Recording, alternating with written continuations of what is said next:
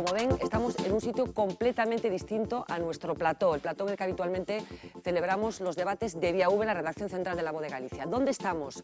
Pues en uno de los sitios más solemnes de este país. Estamos en el hemiciclo del Parlamento de Galicia, en donde reside la soberanía popular. Estos 75 escaños que en estos momentos están vacíos están habitualmente ocupados por los diputados elegidos por todos los gallegos en cada una de las elecciones legislativas que cada 4 años tienen lugar en nuestra comunidad. ¿Y por qué hemos venido hasta aquí? Pues porque, como saben, estos días se está celebrando el debate del Estado de la Autonomía, un debate en el que se supone que cada uno de los grupos, incluido el presidente de la Xunta, da cuenta de qué está sucediendo en Galicia y de qué quieren que suceda en el futuro. Así que vamos a conocer cuáles son esas propuestas, vamos a conocer las inquietudes, las denuncias de cada uno de los grupos para conformar una idea lo más completa posible de qué es este país en el que todos vivimos y que se llama Galicia. Francisco Jorquera, moi bons días. Hola, bons días. Voceiro do Bloque Nacionalista Galego no Parlamento Galego. Estamos celebrando o debate do Estado deste país que é Galicia. E cal é o Estado deste país? Pois creo que é un Estado que non ten nada a ver coa visión que aportou onte o señor Núñez Feijóo. Como dixen nun guiño irónico, eu gostaría de vivir no mesmo país que no que vive o señor Feijóo, porque creo que describiu unha situación da realidade do país que, por desgraza, non se corresponde coa realidade. Vivimos momentos onde hai moitísima xente que está ao borde dunha situación de pobreza, de exclusión social. Vivimos unha etapa onde en Galiza estamos asistindo a unha destrucción acelerada da nosa base económica e frente a esa realidade, para a desgraza de todos, pois o señor Feijóo insiste en pretender convencernos que Galiza vai ben, que Galiza fixo os deberes mellor que ninguén e que Galiza está xa entrando na fase da recuperación. Como é posible que dous representantes públicos, como vostede e como presidente da Xunta, teñan unha visión tan diametralmente distinta do que está acontecendo? Pois posiblemente porque representemos intereses distintos e en virtude desa diferencia de intereses que representamos, teñamos visións distintas da realidade. Que intereses representan vostedes e que intereses representan eles? Outro día houve un dato que leí na prensa que me chamou moito a atención. Como nos últimos anos se incrementou de xeito moi notável o número de millonarios, mentres a maioría da sociedade está empobrecéndose. Entón está claro que con esta crise hai algúns que lles vai moi ben, que lles vai mellor incluso de como estaban antes. Por desgraza, para a imensa maioría, a situación é enormemente preocupante. Pero entón, os intereses que defendería o señor Feijóo e o seu goberno serían os deses millonarios, deduzo da súa reflexión? Bueno, eu creo que é moi evidente como a dereita en Galiza e no Estado está aproveitando esta crise económica para impoñer o seu modelo social, para avanzar cara a unha sociedade dual, cunha minoría moi enriquecida a costa de empobrecer a maioría da sociedade. Creo que é moi evidente como se está aproveitando esta crise para desmontar políticas sociais, servizos públicos que foron o froito de unha conquista que levou décadas a cadar, e creo que en Galicia é moi evidente como o señor Feijóo actúa única e exclusivamente en función dos intereses do Partido Popular Central, o ditado do Goberno Central, e está facendo deixación da súa principal responsabilidade, que é exercer como presidente deste país, defender os intereses de Galiza, non condenar a Galiza a situacións de total irrelevancia política que ao final conducen ao que está pasando, a irrelevancia económica e social do noso país. Sí, sin embargo, el mantén a tese de que eles non están facendo seguidismo exactamente das políticas que está marcando o Goberno Central, Mariano Rajoy, en asuntos concretos e importantes, por exemplo, a educación. É certo que hai uns días en Vía V estivo o rector da Universidade de Vigo, que, por certo, tivo un alto cargo no goberno bipartito por parte do Bloque Nacionalista Galego, e decía que, efectivamente, no tema da educación, por exemplo, a Xunta de Galicia non está facendo exactamente seguidismo das políticas do Goberno Central. Que ten que decir? Eu remítome ao debate de onte. Poño un exemplo como podería poñer moitos. Sistema de financiación. Estáse reabrindo ese debate en todo o Estado. As distintas comunidades autónomas están concretando as súas propostas, a súa posición a respeito dese debate. Eu, en representación do Bloque Nacionalista Galego, onte formulei as propostas do BNG, propostas que, como todas, son discutibles, pero emplacei o señor Feijóo a que concretase a súa. E o único que fixo foi criticar as propostas de outras comunidades autónomas, pero non verbalizou cal é a súa proposta nunha cuestión que para Galiza é clave, porque cando falamos do modelo de financiación da comunidade autónoma, estamos a falar dos recursos que imos ter para atender os nosos servizos públicos, para atender as nosas políticas sociais, para financiar a nosa economía productiva, e simplemente no debate inhibiuse de decir o que pensaba ao respecto. Pero temos outro exemplo na situación do noso sector financiero. Cal é a posición de Feijóo a respecto dunha cuestión que para Galiza é clave? Porque para Galiza é clave ter ferramentas que canalicen o aforro dos galegos e galegas cara ao propio país e que contribúan a crear riqueza e emprego neste país. Pois o señor Feijóo simplemente está esperando o que outros decidan. Creo que é unha evidencia de como está facendo unha deixación das súas responsabilidades como presidente de Galicia. Falou vostede de que o actual modelo político está esgotado. Cal é a alternativa? Bueno, o Bloque Nacionalista Galego considera que hai que ir ca unha auténtica ruptura democrática, pero unha ruptura democrática co seu centro de gravedade en Galiza, unha ruptura democrática que no noso país se concrete en que Galiza teña ampla capacidade de decisión sobre os seus propios asuntos. Polo tanto, que a soberanía, a capacidade de decidir sobre aspectos fundamentais para o benestar dos galegos e das galegas, a exerza o pobo galego, e que en exercicio desa soberanía o pobo galego poida, en condicións de igualdade, definir os términos de cooperación con outros povos. Ese é o plantexamento do Bloque Nacionalista Galego. Autodeterminación? Por suposto, pero a autodeterminación non entendida única e exclusivamente como un dereito democrático formal en virtude do cal un pobo se autodetermina unha vez e para sempre. Se me permite un inciso, lembro-me dun presidente de Estados Unidos que decía que estaba a favor da autodeterminación de Puerto Rico, pero ao mesmo tempo decía que se había un referéndum de autodeterminación ia defender a capa e espada que Puerto Rico se convertise nun estado máis de Estados Unidos. Por lo tanto, ese presidente era autodeterminista e imperialista un tempo, se me permite. Nos entendemos a autodeterminación como un proceso a través do cal un pobo adquira conciencia da necesidade de autogobernarse políticamente e vaya dando pasos cara a ter os instrumentos que lle permitan de xeito permanente ter a capacidade de decisión sobre os seus propios asuntos. Un proceso, polo tanto, que ten que desembocar en que sexa recoñecido ese pobo como suxeito de soberanía no seu propio país, e iso é perfectamente compatible con establecer fórmulas de cooperación cos outros povos que acontece, que para que sexa congruente ca defensa deste principio, esa relación ten que ser nun plano de igualdade, nun plano de interese e de respeto mutuo, respetando sempre a capacidade de decisión de cada pobo sobre os seus propios asuntos. Recibiron unha advertencia do presidente da Xunta onte, dixo que esas posicións a favor da autodeterminación representarían un 5% dos galegos e que estaban correndo vostedes o risco de convertirse nunha forza extraparlamentaria. Que lle parecen as advertencias do presidente da Xunta? Pois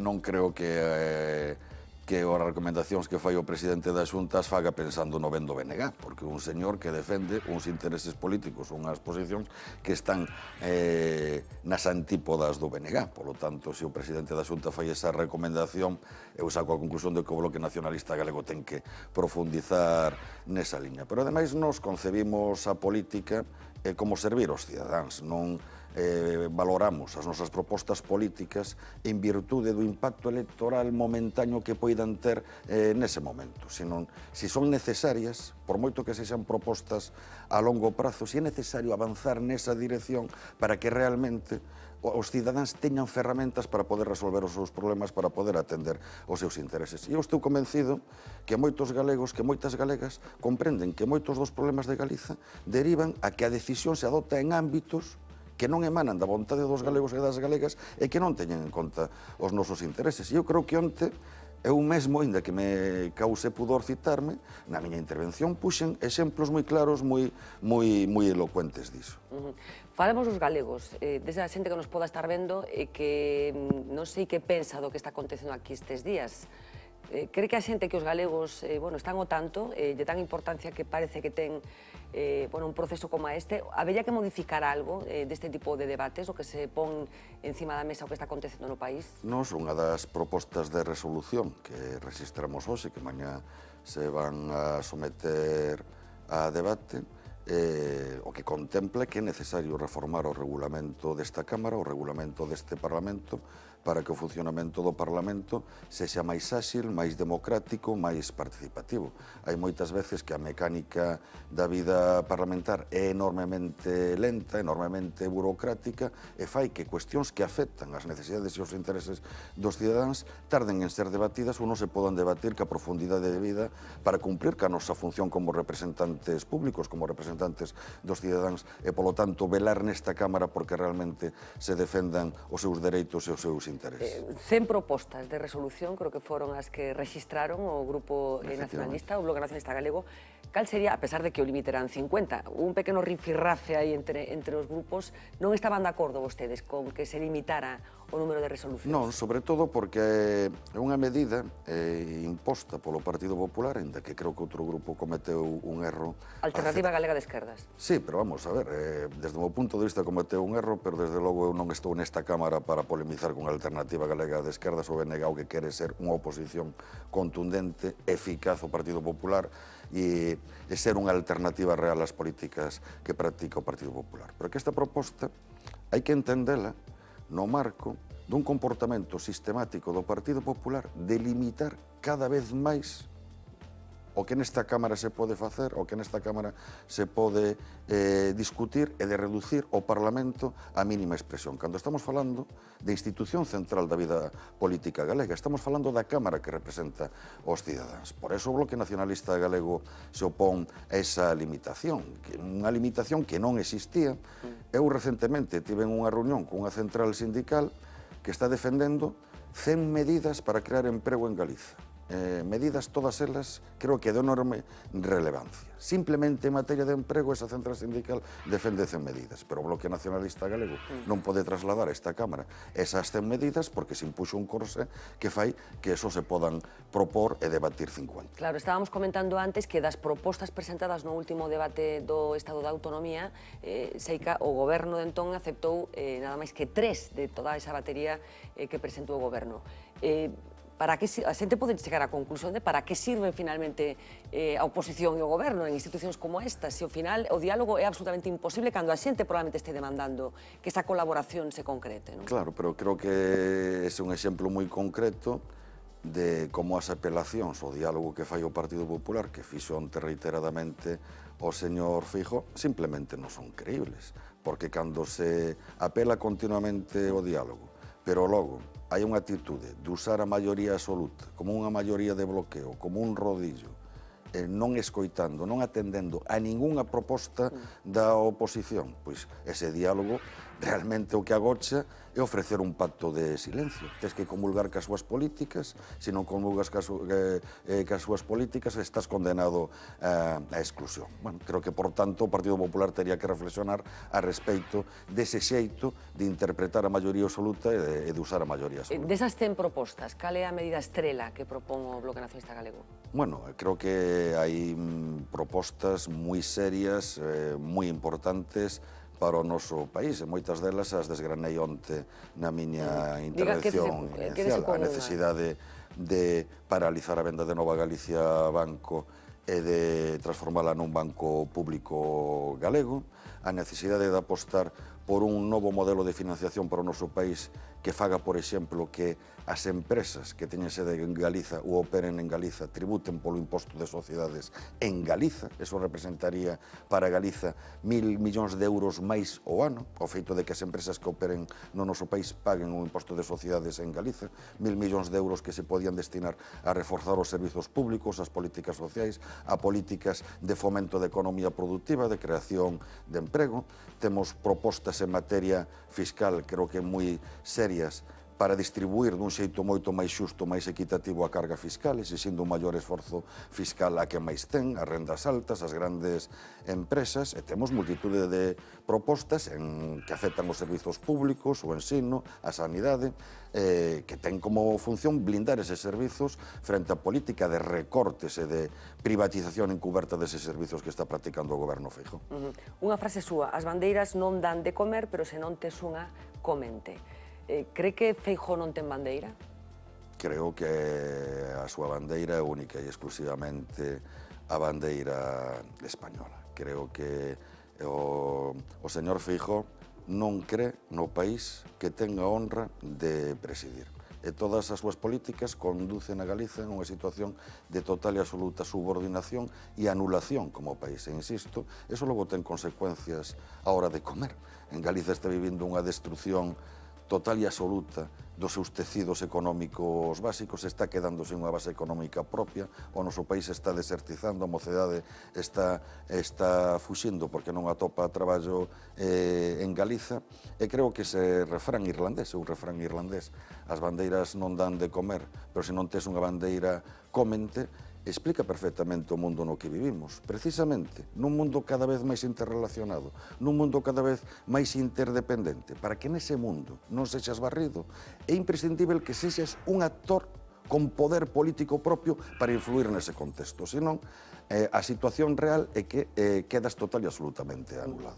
Sabe vostede que o espírito de Angrois, o que apelou o presidente da Xunta?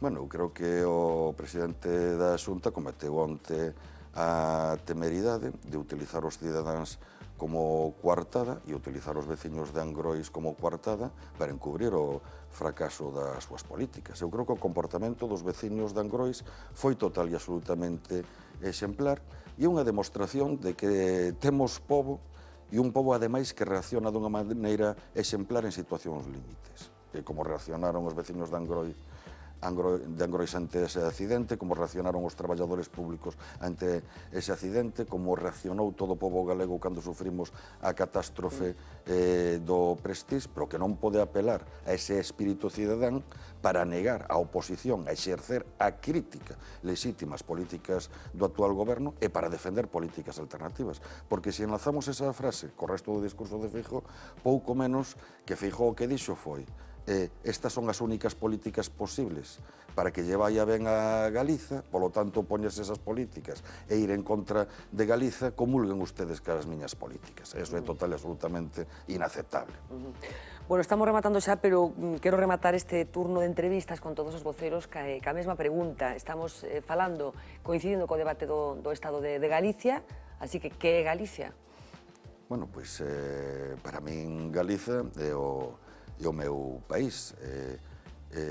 Un dos principais elementos que definen a personalidade de todo individuo é a súa socialización no marco dunha comunidade nacional.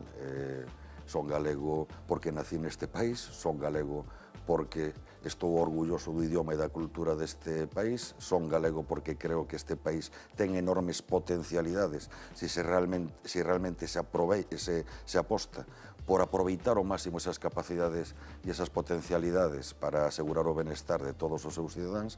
Son galego e ao mesmo tempo que son nacionalista, son internacionalista, son solidario cas causas de todos os povos do mundo, son solidario cas causas de todas as persoas que en función da súa condición social están condenados a vivir moitas veces situacións de explotación. Creo que a maneira de defender unha transformación desde unha óptica de esquerdas do modelo social que vivimos nun país dependente como Galiza pasa en primeiro lugar por cuestionar esa situación de dependencia e de subordinación. Francisco Jorquera, moitísimas grazas e moitísima sorte por acompañarnos esta tarde.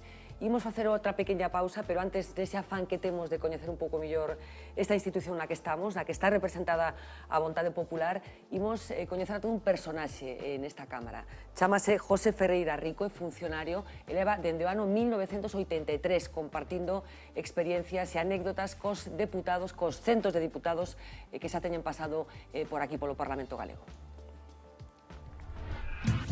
Benvidos á vosa casa, en definitiva o Parlamento é a casa que representa a todos os galegos.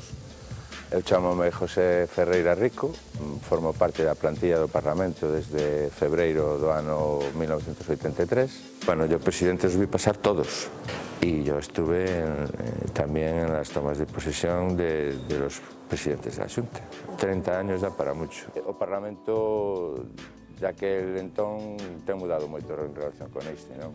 Posiblemente o estar no corazón de Santiago e e que os deputados entrasen e saísen a pé no Parlamento, pois lle daba certa proximidade, non? Estamos falando de 71 deputados naquel ano, con 20 funcionarios, é dicir, hoxe son 75 e somos cerca de 100. Eu recordo que nos primeiros tempos todas as convocatorias que se lle facían aos deputados tiñan que ser feitas por correo postal. As grabacións das comisións gravábase nunha máquina, nunha película tipo Super 8 e é curioso porque cada vez que se iba acabando a cinta tiñas que paralizar a comisión, falar co deputado, decirlle que suspendera a súa intervención para poder cambiar a cinta e volver a gravar.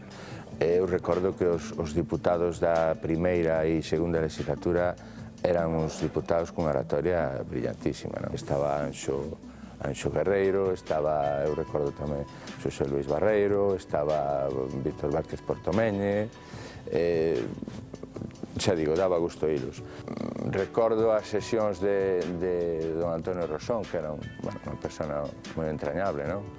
E na casa non o querían, é dicir, nos plenos dos orzamentos chegábamos ás 3 da mañá a casa. Un Camilo Nogueira, que non sei se era 12 veces que lle pedía a palabra, e o señor Rosón sempre preguntaba, pero que quera a palabra, señor Nogueira?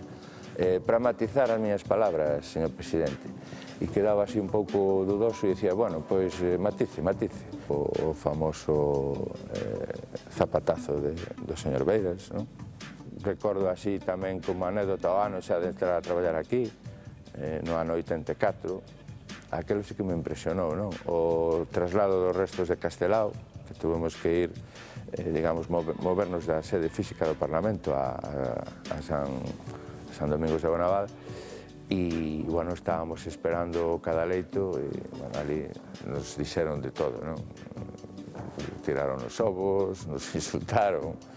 Naquela éramos, xa digo, 20 funcionarios, calculo que 20 funcionarios, e todos noviños, entre 22, 27 anos, o sea que nos jubilaremos todos xuntos, cando non sei como van facer coa plantilla do Parlamento. Xosé Manuel Beiras, moi bons días. Moi bons días e moitas grazas. Moitas grazas por acompañarnos aquí no Parlamento. Debate do Estado da Autonomía. Cal é o estado desta nación que é Galiza? Eu coido que é un estado que raya na traxedia, non?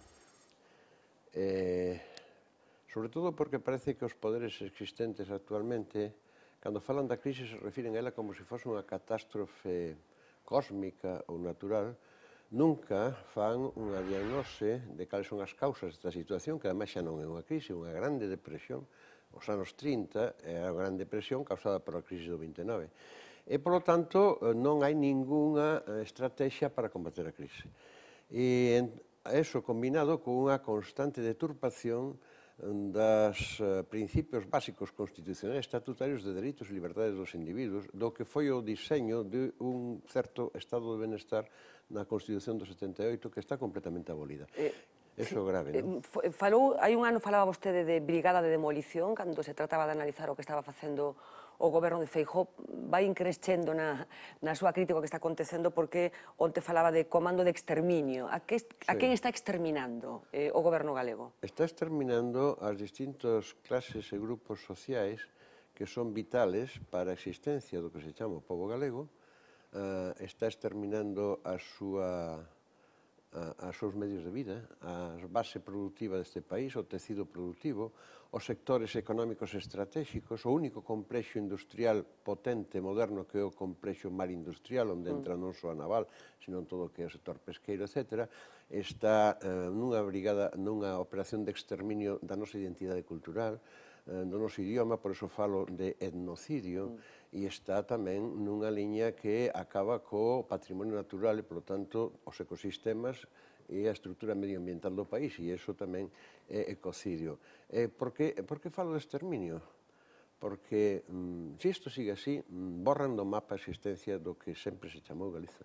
Quedará simplemente un territorio desertizado, con algunha poboación concentrada nos núcleos que xa sabemos, desertizado, por tanto, un deserto verde pardo, porque onde haxa moitos incendios será pardo, pero o que é propiamente un deserto, e ademais, sobre todo, a súa existencia como tal como unha realidade histórica, non? Que ademais invocan os nomes dos nosos devanceiros para facer o contrario do que Sí, eles Castelao onte defenderon. foi nomeado, eu penso que por todos os representantes dos diferentes É un grupos. sacrilexio profano que eles nomeen a Castelao desa maneira.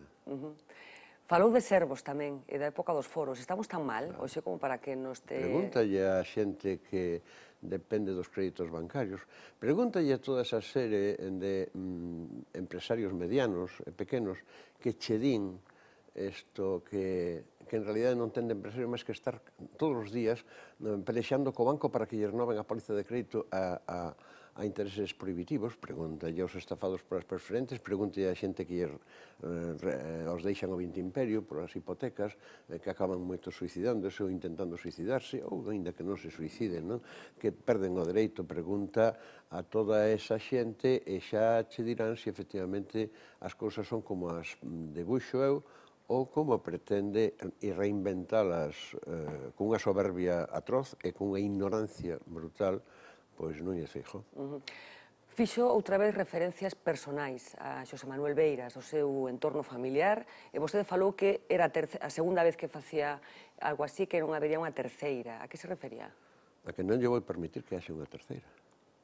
E que vai facer para Porque impedir? eu nunca, nin siquiera os meus inimigos, por exemplo, a Manuel Fraga Iribarne, con quen se decía que nos anos 90 era gran enfrentamento, non? A antítese era sempre Fraga Beiras ou Beiras Fraga, nunca lle entrei no seu terreo personal. Eu estou, no combate político falase daquilo que ten relevancia política. Entrar no terreo profesión é propio de mendaces. É unha ruindade, e quen fai eso é ruín. E por que cree que o fai o presidente da Xunta? Por que é ruín? Porque é unha especie de alacrán. É unha especie de alacrán, é así. E agora digo así, porque iso non entra no seu terreo personal. Eu nunca falei das súas orixas. Pero claro, logo resulta que ele é o que provoca que haxa que comentar que sí que é unha persona desclasada, unha persona cun complexo de orixen que nunca logrou superar, en vez de sentirse orgulloso de nacer no seo das base popular, máis xenuína, do común cidadán, pois sempre quixo escapar deso, por eso un trepador, por eso unha revista, por eso, ao final, é unha persona que carece de valores éticos. Eu sempre traballei por valores, sempre. A xente coa que estou colaborando, todos os compañeros e compañeras, tanto na Nova, como a Esquerda Unida, como o Espacio Ecosocialista e os diputados e diputadas, movenos fundamentalmente por valores. E cando se fai eso, entón hai unhas fronteiras éticas que non se poden ultrapasar. El pasa por riba de calquera. Ofreceuse a convidalo a un café para darlle algunhas clases. De que Non lle para daría dar unhas clases? clases, para seguir falando dunha cousa que parece que non queren comprender. Cando eles falan da sanidade ou dos servicios públicos, están falando se hai cartos ou non, se hai cartos nas arcas do Estado e do que costa a sanidade. Pero a sociedade e aos cidadáns o que lle costa a sanidade é a suma da sanidade pública e da sanidade privada. A diferencia está que a sanidade pública, se é universal e gratuita, é gratuita para todos os cidadáns, sexan ricos ou probes. Pero ten que financiarse mediante redistribución, ten que financiala máis que proporcionalmente quen ten máis riqueza, e eles fan o contrario. En cambio, si tes que ir á sanidade privada e tes que pagar a sanidade, eu poño un exemplo límite. Un obreiro terá dereito a ter un auto, ben, pero nunca poderá ter un Mercedes. Si ti obligas ao obreiro que para que teña un auto teña que mercar un Mercedes, é imposible. Daste de conta? Bueno, pois é así o que fan. Vai tomar ese café con Feijóo? É posible. É posible. Eu non son sectario, nin son xenófobo. O que pasa é que vaime oír, porque en privado sí que me vai oír ainda máis. Non creo que acepte tomar un café. Ao mellor sí, pero si é para facer o paripé de tirar a foto, non. O café tomámolo. Bueno, porque vostede comeu, por exemplo, con Fraga, non tivo problema en facer ese intercambio. Claro, porque ademais fíxeno porque era algo que se acordara na dirección do Bloque Nacionalista Galego de abrir o diálogo institucional. Logo foi as interpretacións que se fixo. E precisamente dixen, non se trata de que nos sentemos a cear.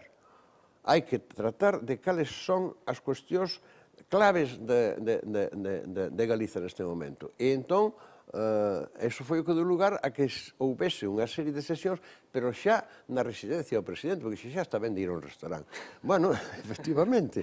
Entón foi un proceso moi interesante que ao final só podo decir unha cousa, que que é a seguinte: en dúas ocasións xa no Obrán, Manuel Fraga díxome: Beiras, teño graves problemas coa dirección do meu partido en Madrid.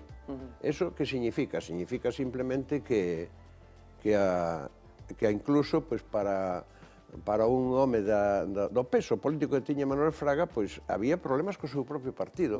Bueno, pero claro, Núñez Feijóo non ten problemas porque somete ao que lle manden. Pero él, sin embargo, sí que mantén un discurso de un certo distanciamento en algunhas cousas dinámicas que pode marcar Madrid. Vostede non ve ese distanciamento, ve seguidismo absoluto? Porque o discurso é falso. É dicir, ele é un simulador. Núñez é un simulador, constantemente un simulador. Cada vez que di que toma distancias con Madrid, na práctica está simultaneamente facendo aquilo que Madrid manda. É todo simulación. Por iso a gran mentira, é dicir, o máis grave é que, desde un punto de vista ético, o peor que se pode facer na política é sistemáticamente mentir e aproveitar, ademais, o poder para intentar que esa mentira, repetida 1000 veces, se convirta para a xente nunha verdade, como dixera Goebbels. Que cree que pensa a xente do que está acontecendo estes días aquí no Parlamento? Primeiro, cree que a xente sabe o que está pasando, que lle dá algún tipo de valor, que respeta o que está acontecendo aquí, ou realmente o Parlamento xa non ten nada que ver co que está pasando portas afora? Onte, repararíades en que na miña intervención foi o único que fixen, cando fixen a análise da situación do país e das súas institucións, dediqueille un bo anaco á situación interna do Parlamento da que non se fala. E dixen, ademais, que aos cidadáns seguramente pensarían de entrada que isto eran cousas que nos interesaba, era a casa dos políticos, somos todos iguais, etc.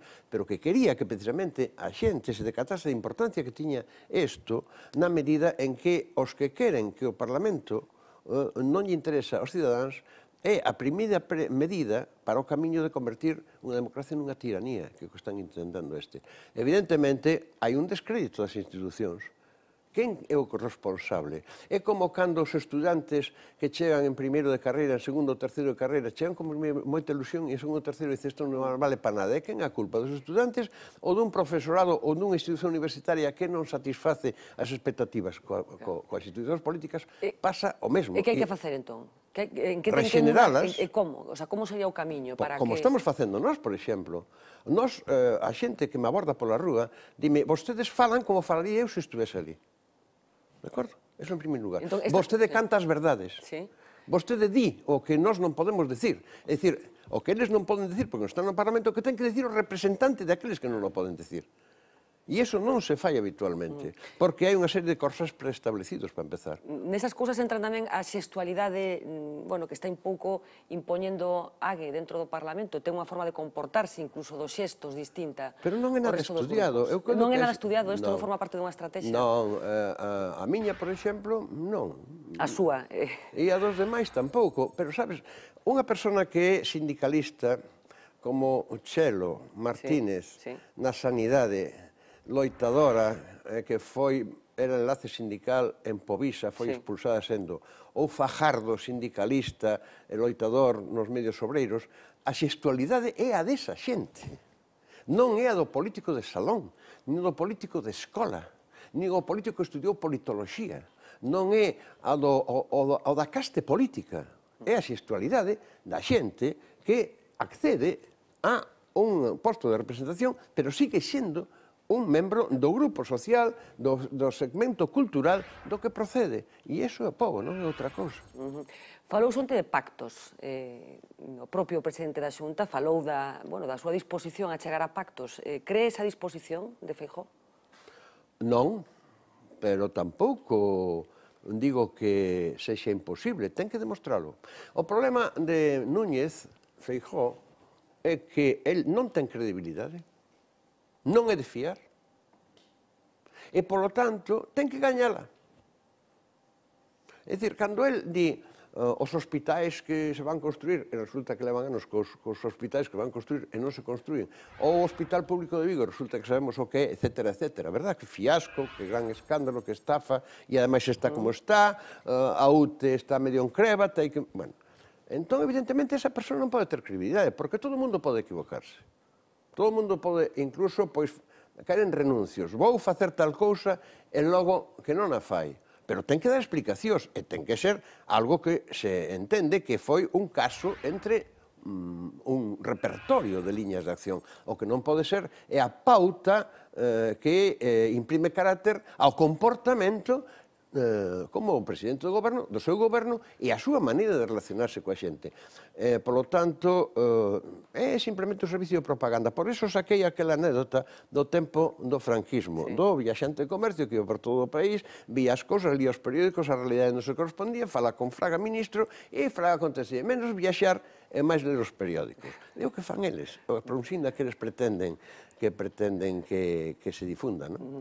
Falando de Europa, hai moita xente aquí que alou un discurso nos últimos anos de que Angela Merkel é responsable en parte do que está acontecendo no sur de Europa, nomeadamente en España e en Galicia. Claro. Angela Merkel está a punto de chegar a un acordo cos socialdemócratas, esa cross coalition que en Alemania é tan frecuente, tan habitual. Sí. Que hai que facer polo medio, se os socialdemócratas, se os demócratas cristianos en Alemania chegan a un acordo do que hai que facer en Europa e en Alemania... O problema é que os socialdemócratas alemáns non son socialdemócratas. O socialdemócrata era Óscar Lafontaine, que era ministro de Facenda, e cando Schröder, que era o canciller, quixo forzar a asumir, pasar da socialdemocracia ao socialliberalismo, a asumir, en versión un pouco benévola, as tesis do neoliberalismo, pois Óscar Lafontaine dixo que non tragaba, e marchouse, e está en linke. Bueno, sigue sendo un socialdemócrata, pero está en linke, a esquerda. Non é socialdemocracia, e, polo tanto, eso é unha cuestión interna de Alemania, que funciona desa maneira. Pero, evidentemente, o máis grave é que Merkel é o moneco do ventríloco que impón as consignas do Cuarto Reich a toda Europa, especialmente a chamada Europa do Sur. E convirte os países en protectorados. O primeiro que convertiron en protectorado foi Grecia. Proba. Cando Papa Andreu, ante as medidas que querían aplicarlle a Grecia, acordou, decidiu que iba a convocar un referéndum, a Alemania dixo, nin de bromas, e non convocou o referéndum. Era a soberana Grecia, convertido en protectorado. España, cando modifica a Constitución para que a prioridade sexa pagar a débeda, non poder endebedarse, etc., os parlamentos naceron para facer os impostos polos cidadáns e non polo poder de arriba e para elaborar os orzamentos e para poder endebedarse se hai que satisfacer as necesidades cidadáns e non chegan os cartos ordinarios. Bueno, eso é a perda de soberanía, un protectorado.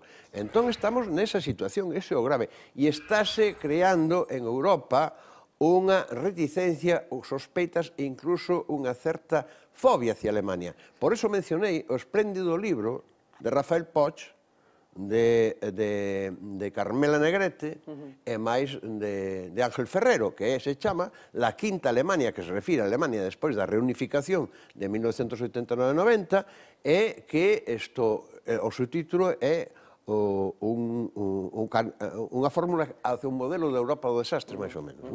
Este é o grave. O que está acontecendo agora. Quería facer unha mención pequena, cativa, ao sistema financiero, porque estamos a piques de que se produza esa subasta de NCG. Que vai pasar? Que debería pasar? O que debería pasar, xa non debería pasar que fosen a fusión das caixas que non resolvía nada. Lamentablemente, houve bastantes máis que Núñez Feijóo que entraron nese xogo. Eu escribir artigos dicindo fusión ou fisión, foi unha fisión do átomo, unha desintegración. Pero o que ten que facerse, o que había que facer era convertir a nova Caixa Galicia, que é agora a Nova Galicia Banco, reconvertila nunha banca pública, porque, a fin e a cabo, está feita con 9.000 máis 4.000 máis outros 4.000 millóns de euros aportados polas arcas públicas, por lo tanto, por cidadáns. Nunha banca pública é a única maneira de que non quede todo o sistema bancario galego e todo o mercado financiero en más de bancos que van facer con eso o expolio financiero definitivo dos aforros galegos. É unha irresponsabilidade non só non salvar a identidade do que era Nova Caixa Galicia, agora Nova Galicia Banco, sino de non convertirlo nun banco público. E outra cousa, a obra social das caixas. Feijóo aínda non cumpriu o seu compromiso de crear a fundación e constituir un patronato como é debido. Está sendo denunciado polos traballadores. E pode ser a dilapidación da obra social, que é gravísimo. O único que queda do que eran as caixas. Estamos rematando xa, señor Beiras, pero, como dicía, estamos no Parlamento coincidindo con este debate do Estado da Autonomía de Galicia. Para rematar, que é Galicia? Galicia, pois, é aquelo que vai en nós e que nos leva camiño aberto no sulco, onde todo é por vir e non chega.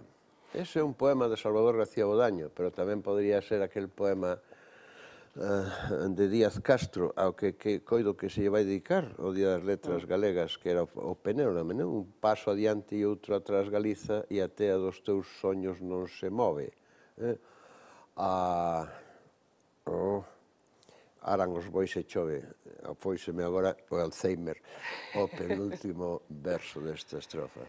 A esperanza nos teus ollos se esperguiza, aran os bois e chove. Ese é o que é Galiza, pero o que tiña que ser Galiza era o que reclamaban dende Rosalía a Manuel Antonio, o autor precisamente de Mais alá, a Castelá de Bóveda,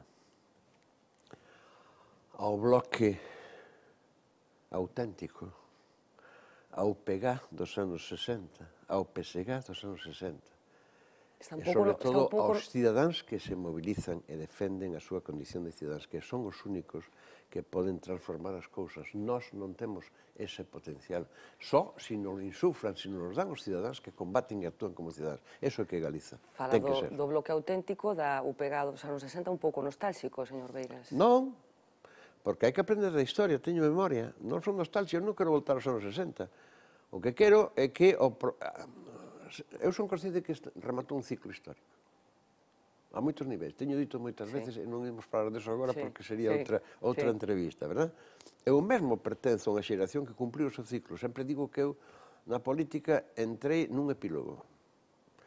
Bueno, pero evidentemente, aquelo que foron as dinámicas que romperon co que significaba a situación terrible da opresión do fascismo franquista, esas dinámicas son as que teñen hoxe que volver a recuperar o que debe ser Galiza. E esas enerxías existen, por eso estes queren desangralas. Por exemplo, cando a mocedade está obrigada a irse fora, están desangrando, convertindo un país de vellos. E os mozos son os que teñen a enerxía, e estes obriganos a irse fora. Saben o que fan, queren matar o país, e se poden, matanlle tamén a alma, que é o idioma, a conciencia de identidade, a autoestima, a dignidade, e, polo tanto, ao que sexa un país, unha nación de cidadáns, e non de servos. Esa é a cuestión. Xosé Manuel Beiras, un placer. Moitísimas gracias por acompañarnos esta mañá. Imos á rúa, preguntábamos ao señor Beiras se a cidadanía, a xente que está fora, sabe o que está acontecendo aquí, así que imos saber directamente da xente da calle o que está pasando aquí, a ver se o saben hasta ahora. Pues no, no lo vi. ¿Pero sabe de qué va? No, no. Bueno, leí por en La Voz de Galicia algo, pero no profundicé. No va conmigo eso. Todos se enrollan, todos dicen, todos desdicen y total, en conclusión, nada. Procuro no ver esas cosas porque es que me angustio, me enfado, me estreso muchísimo porque es todo un montaje, todo mentira para un lado y para otro. Me parece todo un poco de circo. Y a la gente le gustan los espectáculos y le gustan las palabras malsonantes. ¿Políticos gallegos? Bueno, Feijóo, que es el presidente, y bueno, un poco más, la verdad. El PP no, era antes Pachi Vázquez, no, Pachi o... Sé quién es el del PSOE, sé quién es el del Bloque, que ahora está con la chavalita, con la Yolanda. El del Bloque, que es el Beiras, me parece, o algo así, pero luego el del PP y el del PSOE no... Méndez Romero, no. Si lo vas a comparar con otros, estamos medianamente bien, pero bueno, bien del todo no. Que nos hayan descubierto tampoco vamos tan mal, en comparación al resto de España. Se están viendo cosas o así, pero también están muy influenciados por Madrid. Aceptable comparado con el nivel general que hay en España. Bueno, para mí está bastante mal. Pues no lo veo nada bien. Yo algo que siento nada más que los políticos meten en el bolsillo. Se están cargando la clase social media, es muy bochornoso. Se tapan unos a otros, PSOE, PP, mentira va, mentira viene. No hay ningún político que lo haga bien, no nos vamos a engañar. ¿En quién confiamos ahora mismo? ¿A quién votamos? Yo no estoy de acuerdo que me suban los impuestos y que no me suban la pensión. En algún momento estallará todo. incluso no nos van ni a enterrar, como siga esto así.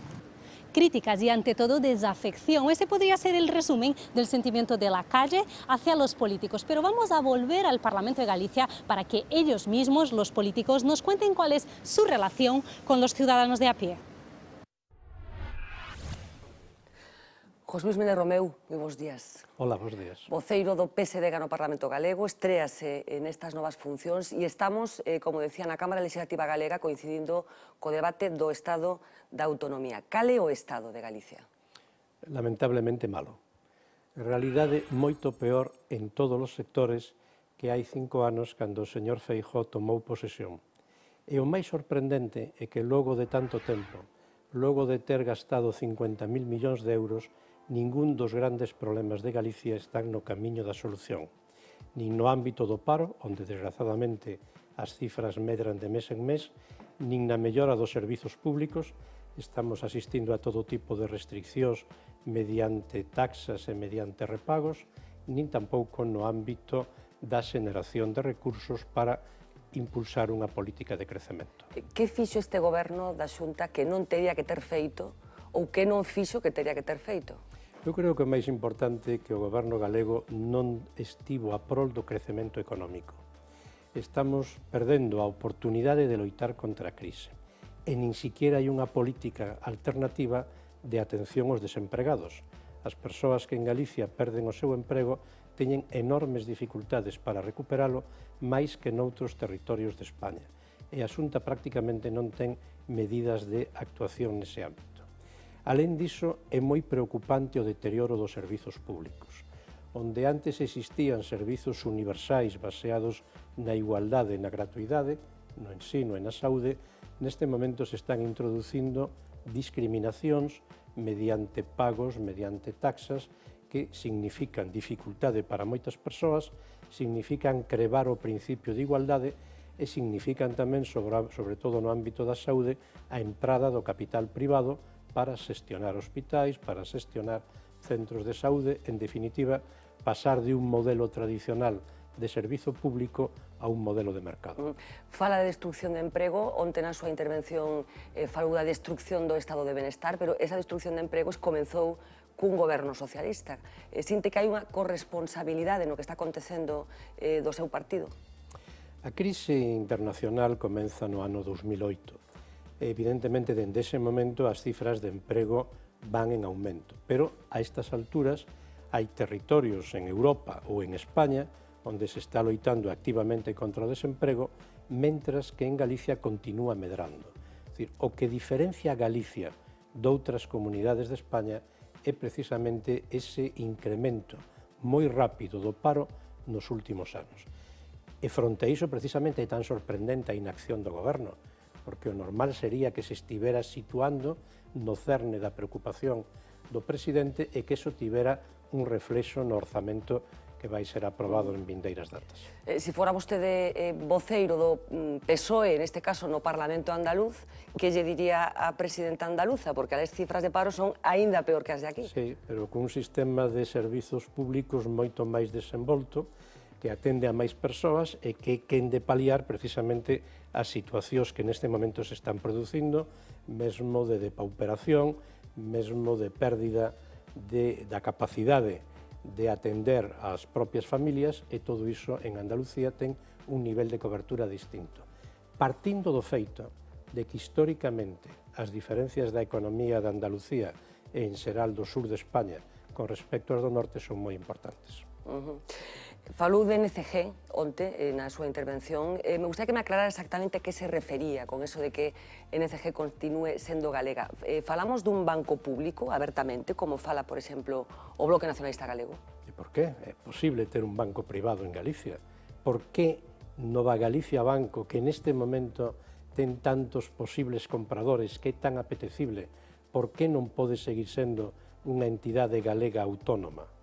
Pero que significa exactamente ser unha entidade galega autónoma? Ser un autónoma? banco privado galego, é dicir, que o FROP, que vai a vendelo, o capital público vai se desfacer do banco antes de 5 anos. Pero alguén ten que mercar eso, alguén quere ter que mercar eso, non? Ese é o traballo que ten que facer a Xunta, buscar esos compradores. Si estamos vendo que hai capitais estranxeiros, que hai capitais do resto de España interesados, non existirán ante tan boas perspectivas de negocio capitais galegos. De verdade foron esgotadas todas as posibilidades para ter accionistas? Pero en quen pensa vostede? Non lle vou a poñer nomes. Todos sabemos onde están as fontes de recursos en Galicia. Se trata de actuar. Ou se trata, en todo caso, de conquerir unha maioría de capital galego que garanta que os órganos de dirección continúen en Galicia. Porque no momento que as decisións sobre créditos non se adopten eiquí, perto das empresas, perto das familias, teremos moitas dificultades. Claro, pero vostede que coñeceu ben o funcionamento destas entidades por dentro, esa posibilidade estaba en riba da mesa durante moitísimos anos e as cousas acabaron como acabaron. Quero decir que ter o control próximo das entidades financeiras parece que non acaban de garantir que as cousas vayan como teñen que ir, non? Sen entidades financeiras, a economía galega ten un problema. Nos últimos anos en Galicia perdéronse 2 caixas de aforros e 3 entidades bancarias. Por que se perderon as caixas? Pois as caixas se perderon, primeiro, porque se tiñan entrado nunha dinámica de endebedamento moi forte e, ademais, moi forte no sector inmobiliario. Cando se desploma o sector inmobiliario, as caixas galegas e a meirande parte das caixas de España se atopan con que os seus activos valen moito menos. Pero falta de control tamén dos consellos de administración e da propia administración pública? Sen dúbida, houve unha falta de control por parte do supervisor. O supervisor en España e o Banco de España está claro que non exerceu de xeito aceitado, alo menos para impedir que esa burbulla medrara tanto. Supervisor que nomeara o seu goberno, o seu partido, quero decir. O supervisor funciona de acordo coas súas normas, ten un estatuto de autonomía plena e non está subordinado ás órdenes do goberno. Así funciona o Banco de España e todos os supervisores en Europa. Bueno, falou onte dun plan para crear 30.000 postos de traballo. Como? Pois evidentemente chegando recursos. Nós imos propoñerlle no debate das resolucións que se habiliten 250 millóns de euros, explicaremos de onde deben sair, para con eso contratar alo menos a 30.000 persoas no sector privado, nas empresas privadas. E persoas que teñan un perfil determinado, fundamentalmente as persoas novas que teñen menos dun ano de experiencia laboral, fundamentalmente as persoas que teñen máis de 12 meses de antigüedade no paro e logo os colectivos con máis dificultades de inserción. E con iso creemos que se pode dar un sinal moi importante tanto ás empresas privadas que van a poder crear emprego neto, falamos de emprego neto, non de sustitucións, e tamén unha mensaxe de esperanza a eses 288.000 parados. Son cifras posibles, porque coa cifra que propoñemos simplemente estaríamos no gasto en políticas contra o desemprego que se facía no ano 2008. De onde sairían eses 250 millóns? Teñen que sair fundamentalmente dunha modificación da fiscalidade en Galicia. En Galicia hai que tender a unha fiscalidade máis progresiva que atenda fundamentalmente as rentas máis altas que hoxe teñen un tipo marxinal moito máis baixo que noutros lugares de España, que atenda o patrimonio, é dicir, que grave a riqueza, e tamén que explore novas vías de financiamento fiscal, por exemplo, mediante impostos á banca ou aos depósitos bancarios ou ás grandes superficies comerciais. Sen esquecer que todavía estes días coñecíamos que o goberno galego vai a ter 53 millóns suplementarios de financiamento mediante o imposto sobre os carburantes. O sea, que fala de incrementar os ingresos e non de recortar os gastos, deduzo. Evidentemente, somos pragmáticos, somos conscientes de que no momento actual hai moitas necesidades de gasto, pero creemos que todavía se pode traballar moito máis sobre os ingresos. Falou onte tamén de sanidade, supoño que ningún goberno quere recortar voluntariamente en sanidade.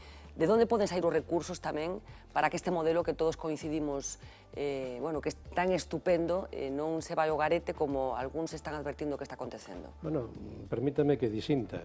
Hai gobernos que sí queren recortar na sanidade. Hai gobernos que están moi interesados en abrir espacio ao negocio dentro do sector público. E, por lo tanto, este é un deles? Eu creo que o goberno galego está comenzando a dar esos pasos. A construción de un hospital en Vigo mediante unha concesión a 30 anos a unha entidade privada absolutamente contestada por todo o sector facultativo é un comenzo dese proceso.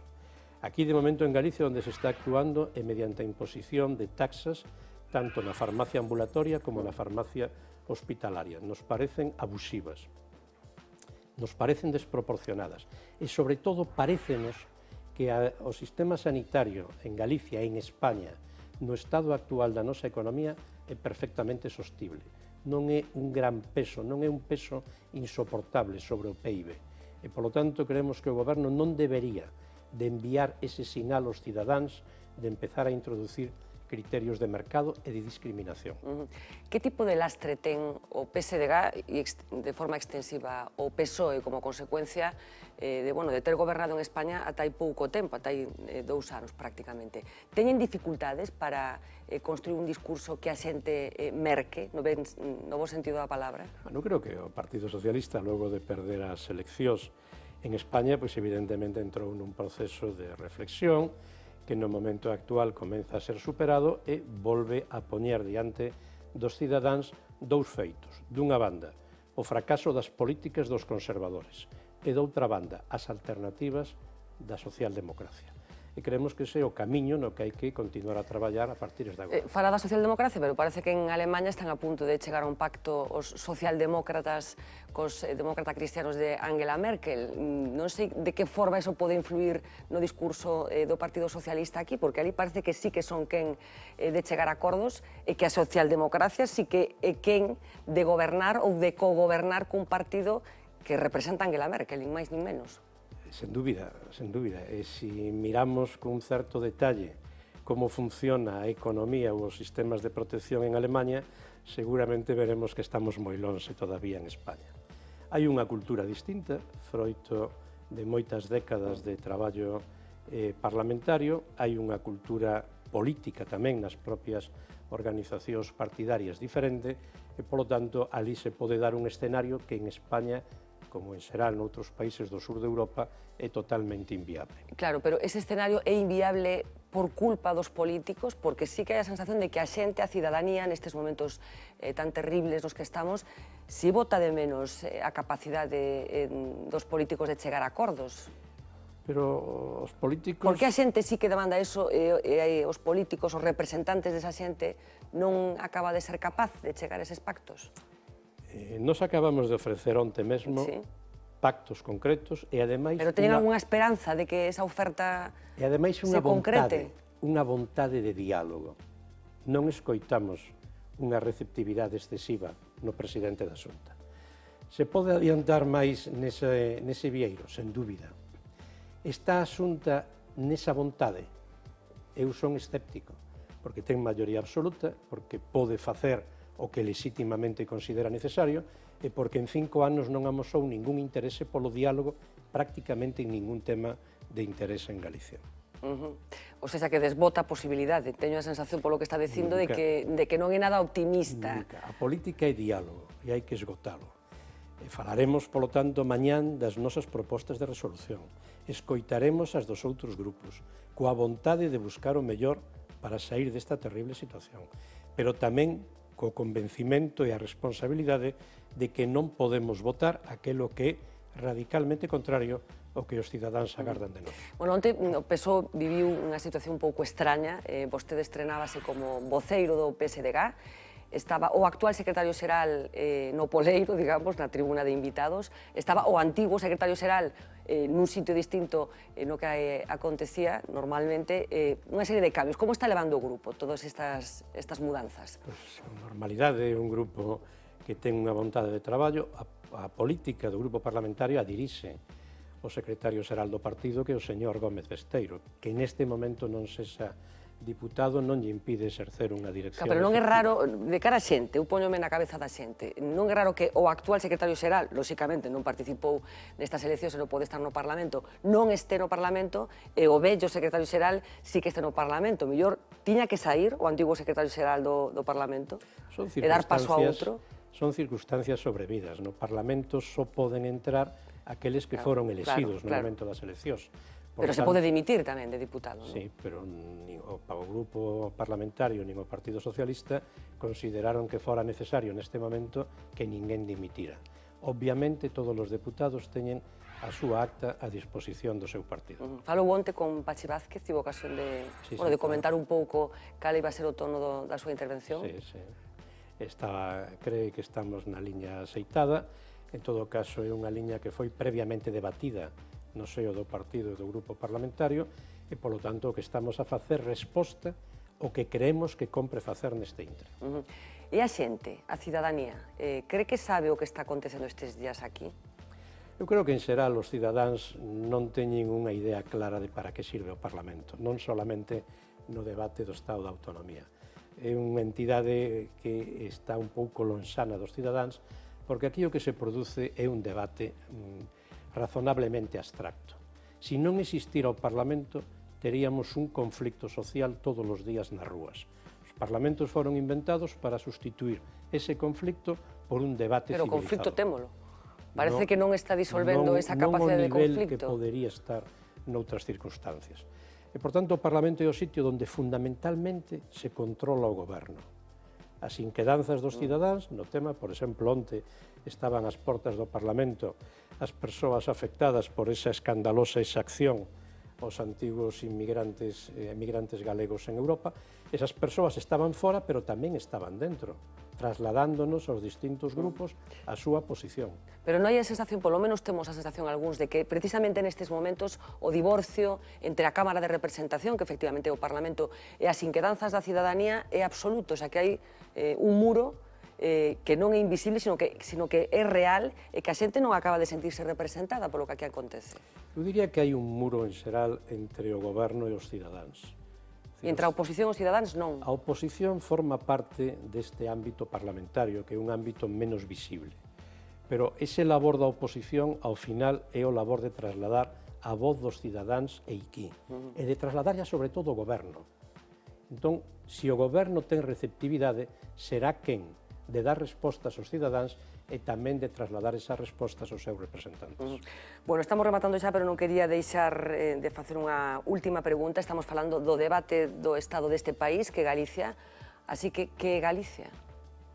Que é Galicia?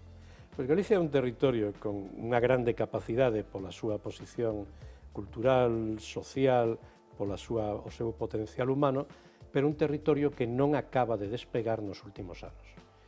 En ese sentido, as estatísticas europeas nos están ofrecendo unha imaxe moi preocupante de nós. Creo que deberíamos de ter sempre a ollada posta na situación das comunidades das rexións máis adiantadas de Europa e ter, sobre todo, a vontade de chegar a igualarnos con elas. Xosé Luís Méndez Romeu, moitísimas grazas por atendernos aquí no Parlamento Galego. Imos directamente xa a continuar polos pasillos do Parlamento, nesta ocasión falando ca presidenta da Cámara Legislativa, con Pilar Rojo. Pilar Rojo, moi buenos días. Hola, que tal? Bueno, estamos aquí no Parlamento Galego, enseguida imos falar deste edificio estupendo no que reside a soberanía popular, pero estamos falando do debate do Estado da Autonomía, que se está celebrando estes días, empezou onte e remata mañá. Para que a xente saiba de que estamos falando. Que é un debate do Estado da Autonomía? Para que sirve? Ben, xunto cos orzamentos, é o debate máis importante que se dá nesta casa, porque significa que cada ano se fai un balance do que foi o ano por parte do Goberno, o presidente debate cos distintos portavoces dos grupos parlamentarios e o presidente plantexa un pouco o que se fixo durante este ano e as propostas que ten previstas de aquí na diante. E, polo tanto, é confrontar as propostas do Goberno coas propostas que lle pode facer a oposición ou co que lle pode decir a oposición que está de acordo ou non está de acordo. É dicir, é un debate xeral, de política xeral, en donde se plantexan todas as cuestións que tanto o Goberno como os portavoces dos distintos grupos decidan. E estás satisfeita co grado de coñecemento que a cidadanía, que os galegos teñen deste debate? Estamos facendo unha enquisa fora na rúa para saber se a xente sabe que está pasando nestes momentos na Cámara Legislativa. Que sensación ten de que grado de coñecemento teñen a fruteira que lle compramos os melocotones e o guardia que está na esquina, do que está acontecendo hoxe aquí? Bueno, eu supoño que, como en todo, o mellor, se lle di exactamente un debate de Estado de Autonomía, o mellor, pois moita xente ten outras preocupacións, pero sí que é certo que posiblemente a moita xente lle poda soar, porque o ve na televisión tamén, cando se fai a nivel do Congreso dos Deputados, o debate de política xeral, donde unha vez ao ano tamén o presidente comparece, todos os grupos respostan, e un pouco esa mesma dinámica. Eu entendo que ás veces a xente que ten un mínimo interese pola política seguro que está feita a esta cuestión, e moitos cidadáns supoño que lles importa as consecuencias, lles importa o día a día, e o mellor estrictamente o que un debate de política xeral tampouco teñen por que sabelo, esa é a verdade. Leva un ano axitado, digamos, que calificativo lle poría o ano que leva presidindo este Parlamento? Pois intenso. Intenso.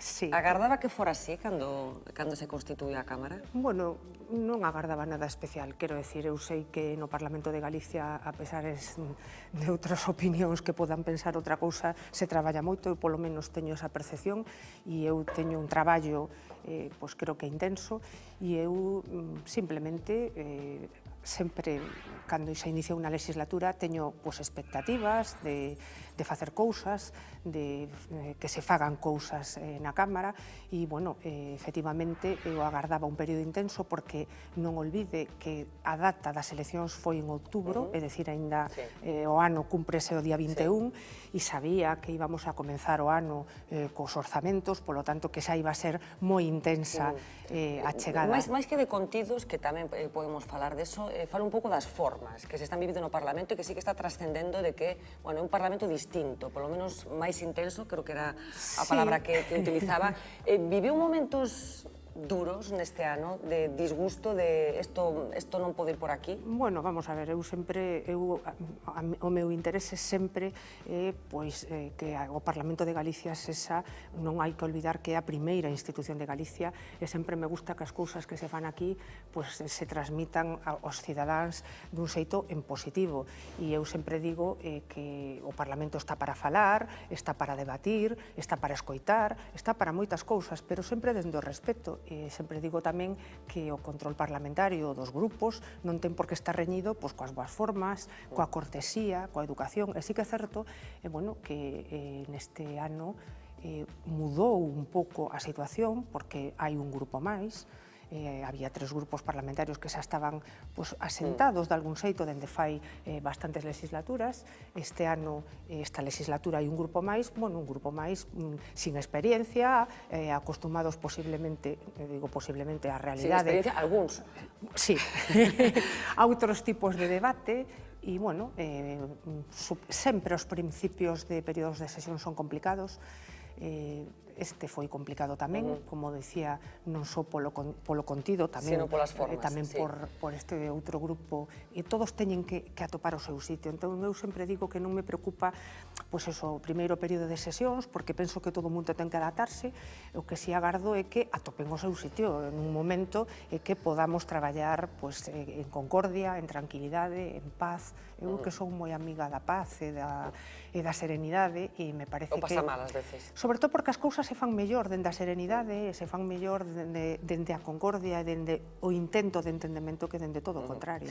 Quería falar un pouco deste edificio no que estamos. Estamos neste momento diante dun adrio estupendo. Que era este edificio antes de ser Parlamento? Pois este edificio foi moitas cousas. Comenzou, a súa construción foi como facultade de veterinaria, durou pouco tempo, despois foi un edificio utilizado polo Exército durante moitísimos anos. De feito, hai moita xente que ven aquí que recorda todavía aquelas épocas lonsanas da mili, cando se viña tamén por aquí. Hai algún deputado que fixo aquí a mili? Bueno, algún que xa non está agora neste momento, ahora neste momento non recordo, pero sí da anteriores etapas, sí.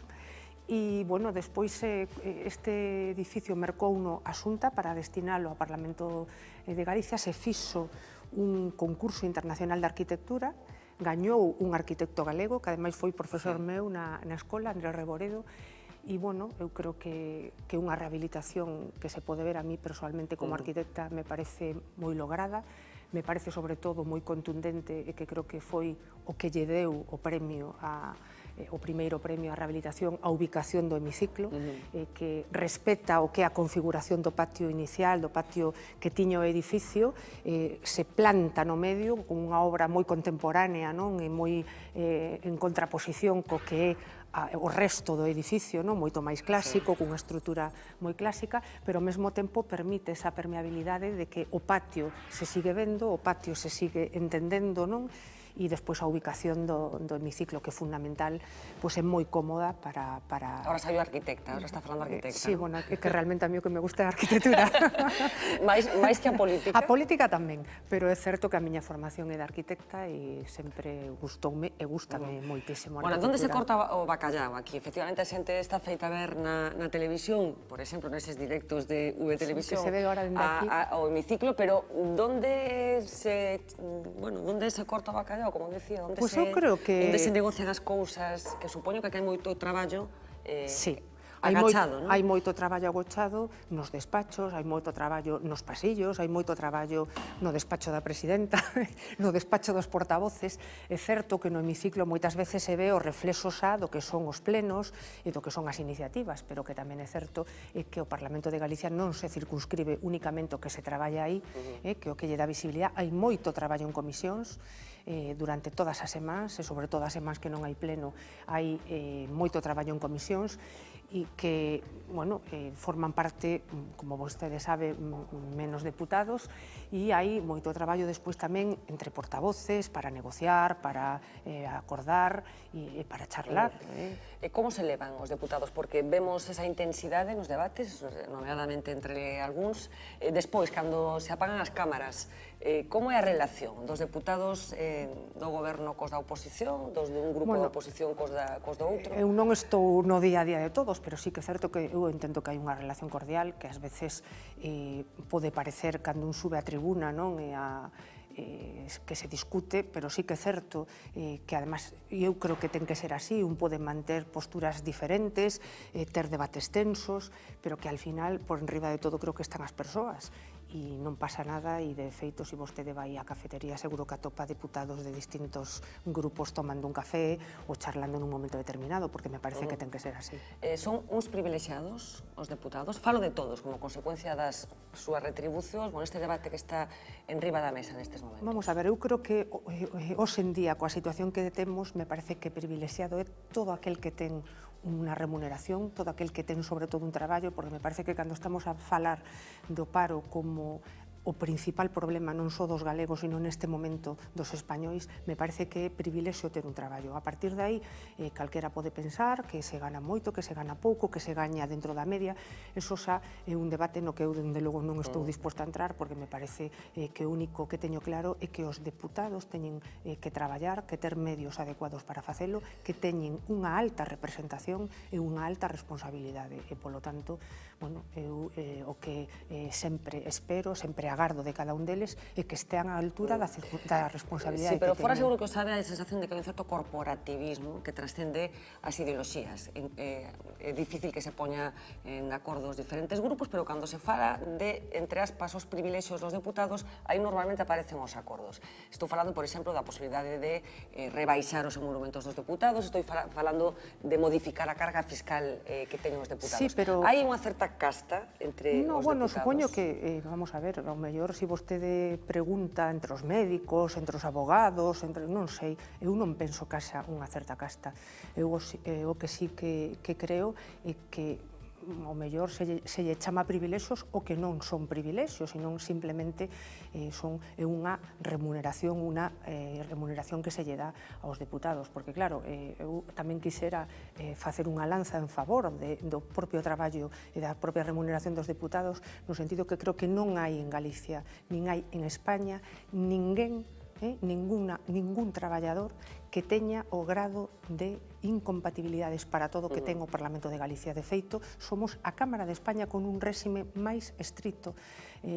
Os parlamentos autonómicos, o Congreso dos Deputados, o Senado, se rixen por a lei xeral, e aquí en Galicia, bueno, pois nun momento determinado, en concreto, fai xa tempo, creo que ainda estaba Fraga como presidente, se elaborou unha lei a máis restrictiva de todas, de tal xeito que, bueno, eu vostede como a min coñece profesionais liberais ou non liberais, pero non sei, supoño que un periodista, igual que un arquitecto, por falar das nosas profesións, merca un libro, ou merca libros para o seu traballo e ten unha posibilidade de desgravar na facenda pública un material, ou incluso para ir ás obras, eu se vou a unha obra, vou a facer o meu traballo, como profesional, podo ter unha serie de gastos que Facenda me consinte. Un deputado non. Claro, moitas incompatibilidades, pero despois hai bofetadas por ir nas listas, así que alguna cousa ten que ter. No, pero supoño que hai interese tamén en dedicarse á política, e ás veces non quere a vostede que hai tantas bofetadas, a moita xente se lle ofrece a posibilidade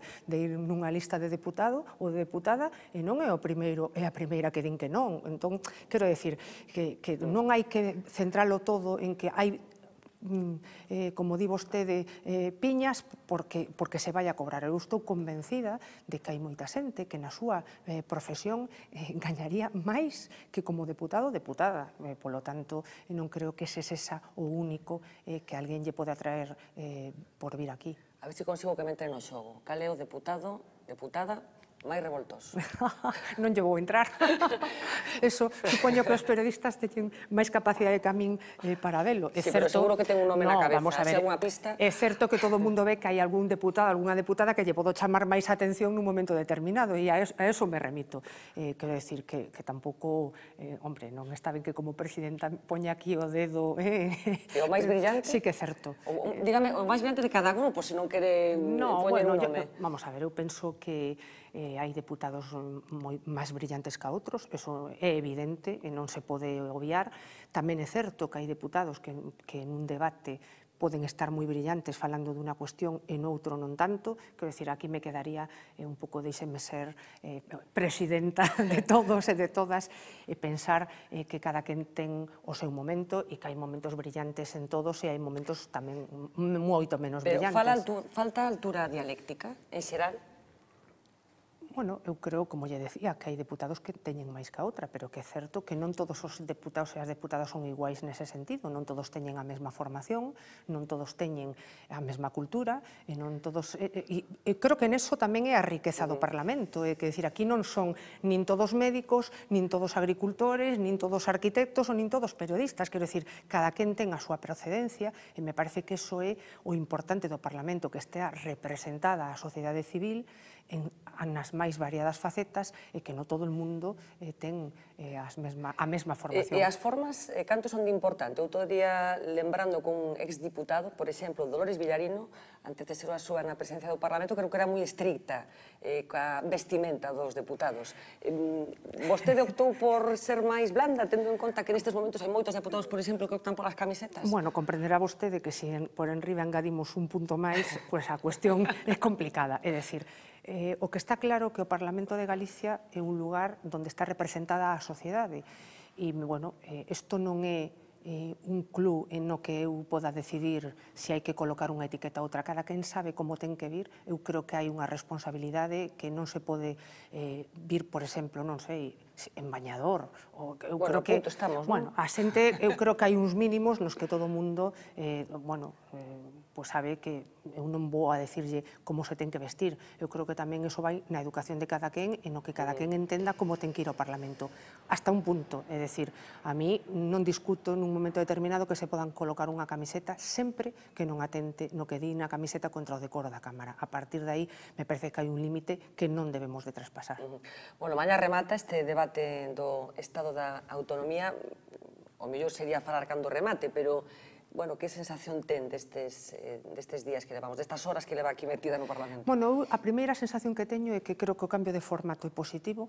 Eu quero recordar 3 días en lugar de 2. Que antes eran 2 días moi seguidos, que agora temos este día intermedio onde se plantexan as propostas de resolución, onde se lles deixa tempo, creo que dabondo, aos distintos grupos para que podan transaccionar, acordar, analizar as propostas dos demais e preparar un pouco as intervencións de mañá, incluso para a propia mesa e a propia presidencia que cheguemos mañán ao debate sabendo un pouco como temos que ordenar as votacións e os acordos, porque senón era moi complicado e creo que foi bo tamén fixar un número máximo de iniciativas porque eu creo que isto é un debate de política xeral, é dicir, tempo hai dabondo nos distintos plenos para plantexar propostas e para plantexar outro tipo de iniciativas onde se pode falar de calquera cousa, pero me parece que todos temos que facer o esforzo de que este é un debate dos temas de calado, dos temas de política xeral e, polo tanto, eu creo que colocar ese máximo tamén foi bo.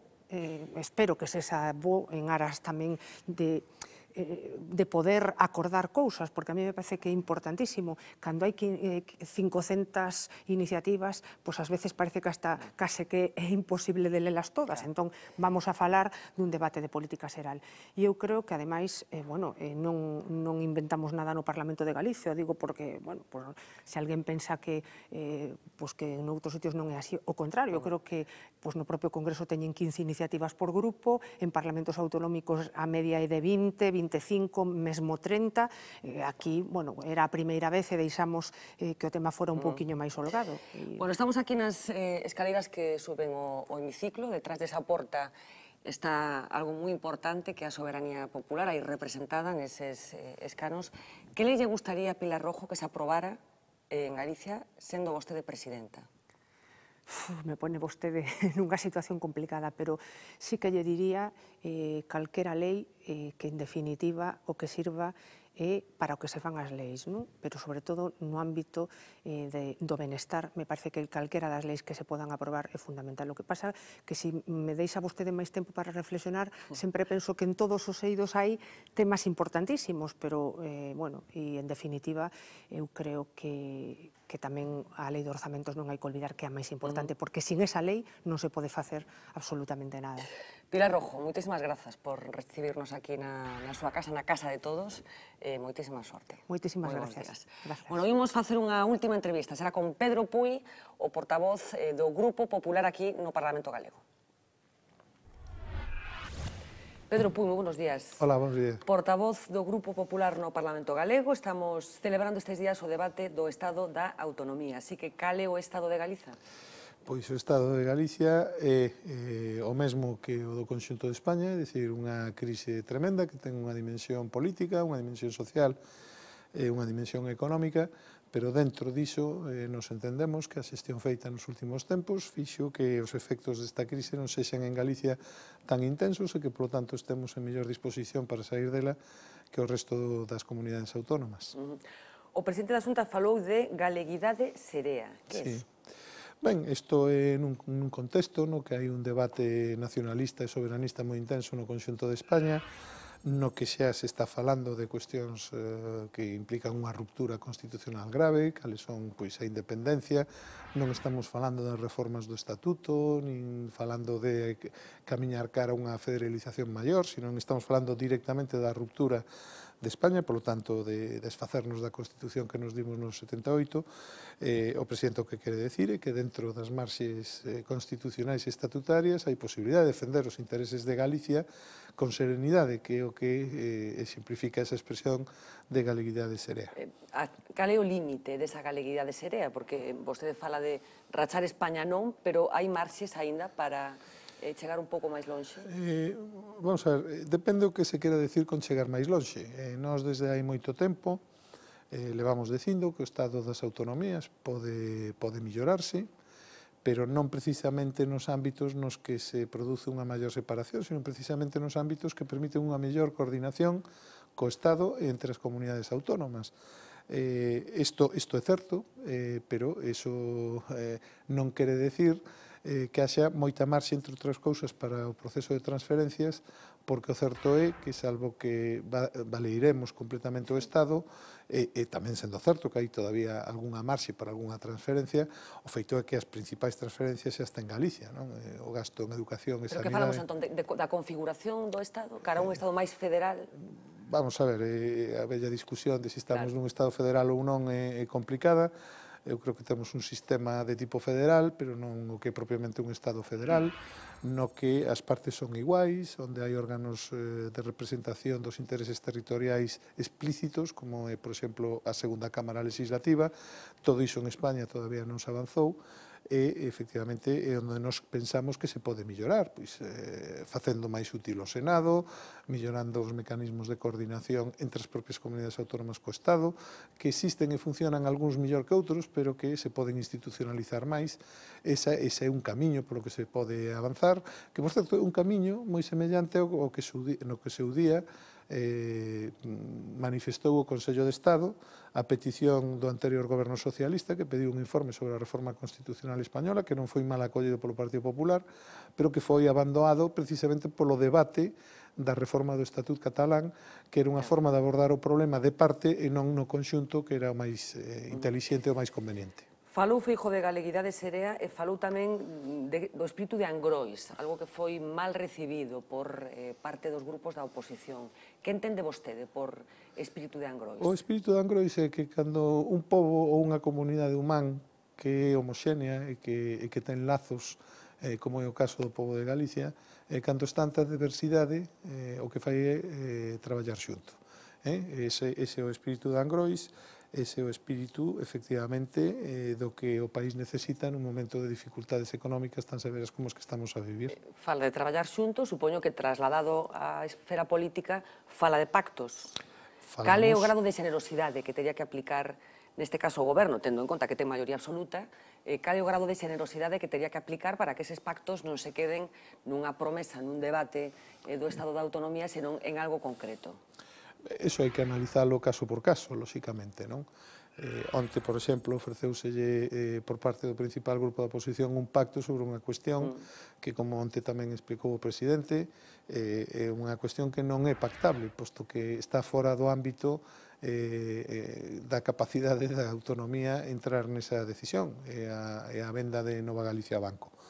E, con relación a outros, por exemplo, o pacto sobre o emprego, que de entrada é un pacto que resulta atractivo, o presidente dixo algo que tamén é razoable. Se vostedes queren un pacto sobre o emprego, que hoxe vimos nas propostas de resolución do Grupo Socialista, que implica un gasto de 250 millóns de euros, é a proposta que nos fan. O presidente onte dixo que se hai que meter cartos nun plan contra o emprego, que en principio é unha idea, como digo, importante ou interesante, hai que decir de onde se detraen eses recursos, non? Porque 250 millóns de euros nestes momentos é unha cantidade moi significativa que habería que sacar ou de educación, ou de sanidade, ou de servicios sociais, porque é aí onde está o 80% do gasto autonómico. Fíxese, unha subida dos impostos da renda no tramo máis alto podría representar como moito 7 ou 8 millóns de euros, non? Porque o certo é que en Galicia a meirande parte da xente que paga o imposto sobre a renda está nos tramos baixos. Falaremos enseguida desa proposta ou dese anuncio do presidente da Xunta, pero insistindo no asunto do diálogo, que efectivamente comentaba eu que cando se está simplemente falando ou debatindo é doado manifestar a disposición ao diálogo, pero despois o movimento se demostra andando. E por lembrar cousas que aconteceron no pasado en anteriores debates do Estado da Autonomía. Por exemplo, un grupo concreto que estaba na oposición daquela, Bloque Nacionalista Galego, que presentou decenas de propostas de resolución, aceptáronse 3, nada máis. Isto é o diálogo? Ben, é que depende, insisto, de que é o que se pide e tamén, lóxicamente, da diferencia ou da concepción que ten un partido sobre a realidade social. Claro, pero as porcentaxes normalmente de aceptación de propostas son anecdóticas. Que isto tampouco se pode medir, eu creo que cuantitativamente, non? Se cualitativamente as enmendas teñen un contido que é realizable, evidentemente a predisposición é ir a facelo. Fíxese que moitas das propostas que se presentan teñen que ver coa política do Estado, por tanto que intentan políticamente buscar algunha contradición entre os dous gobernos. Moitas veces o que reflicten son fondas diferencias ideolóxicas. No caso do Bloque, as posturas de base, de partida, son máis lonxanas. Bueno, pois o mellor exemplo non era bo, pero hai tantas fondas diferencias ideolóxicas co PSDG, por exemplo? Ben, co PSDG hai algunhas, menos que co Bloque, pero hai algunhas. Certamente, pois polo que estamos vendo en relación con algunhas cuestións, no que, por exemplo, pois a xestión sanitaria ou o sistema de pensións, eles mesmos son contradictorios co que eles mesmos facían no pasado, pero insisto, o que hai que ver é basicamente cada unha, ver cal é a marxe de aproximación e a capacidade de cesión que ten cada un, non? Evidentemente, cando o tema é, digamos, máis institucional é máis fácil chegar a acordos, cando afecta a reformas institucionais, etc. E cando é de políticas concretas, lógicamente, hai divergencias. Claro, pero por que en Alemania son quen de chegar a acordos os socialdemócratas cos demócrata cristianos e aquí parece que é unha entelequia imposible de que aconteza, tendo en conta, además, a urxencia, a necesidade, o desexo, incluso que ten a ciudadanía de que estes acordos acontezan?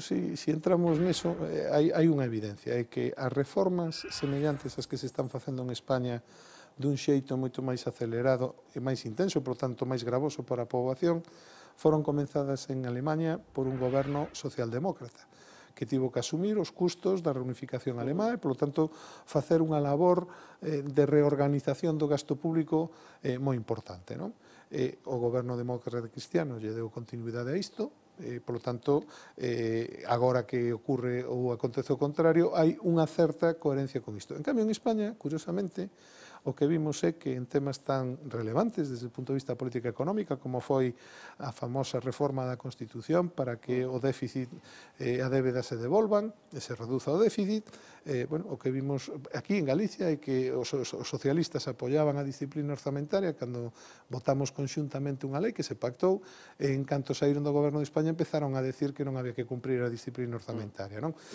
Hai evidentemente cultura política, hai coherencia. Eu voto moitas veces en falta, en xeral, é dicir, non vou a particularizar, pois moita coherencia nas actuacións. Imos facer un exercicio, a ver se somos capaces. Imagínese, vostede, como dicía eu, voceiro do Grupo Popular, o grupo mayoritario na Cámara, o que sustenta o goberno galego, se estivera na oposición, que lle reprocharía o actual goberno?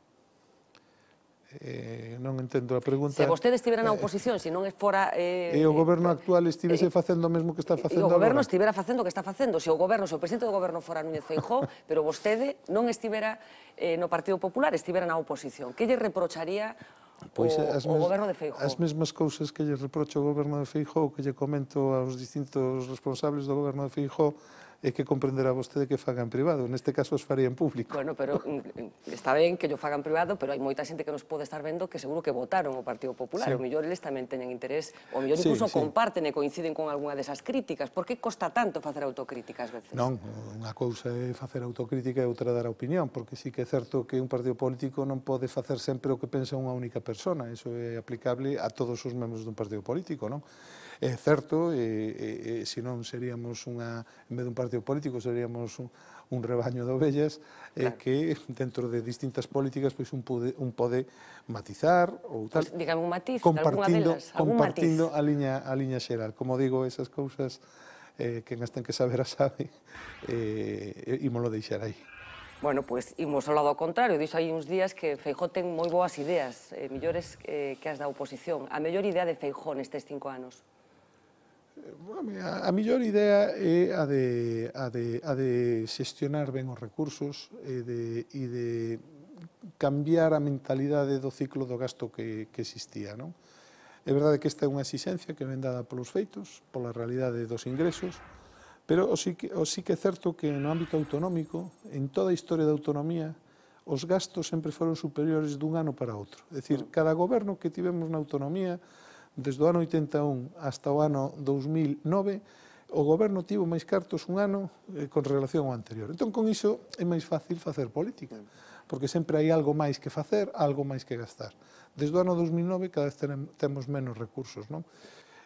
Ser conscientes de que hai que gastalo ben, de que hai que priorizar, que neste último debate xa se anunciou a entrada da reforma da Lei de Réxime Orzamentario, que o que pretende avaliar precisamente o gasto. Se eu subvenciono unha actividade para conseguir un obxectivo, se consigue ese obxectivo, sí ou non.